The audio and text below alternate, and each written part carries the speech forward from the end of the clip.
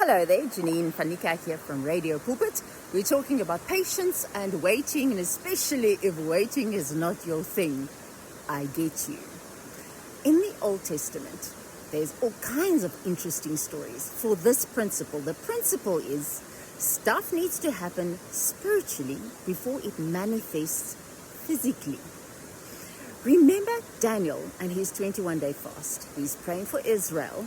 And when Gabriel pictures, he says to him, his prayer was answered right at the beginning, but he first had to conquer the Prince of Persia. This is now Gabriel, which is nice, huh? Angels normally don't tell you exactly why you've got to wait. Nice. But in any case, take the ages.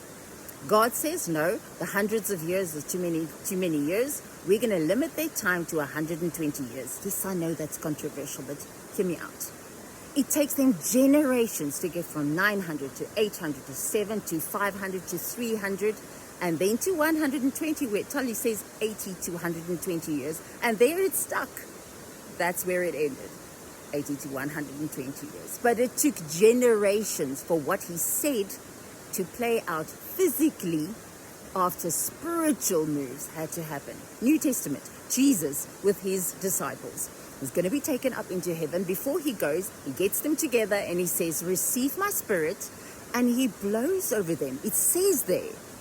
Then he gets taken up into heaven. 40 days pass, and then it's Pentecost, and the spirit lands on them like little flames on their heads. And I'm asking myself, why didn't the flames happen when Jesus said, receive my spirit? I mean, he was Jesus.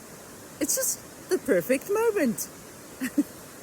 40 days. Why? Because there's a fullness of time. So many times, many examples of the fullness of time for good and evil to happen, that God waits and gets his stuff done.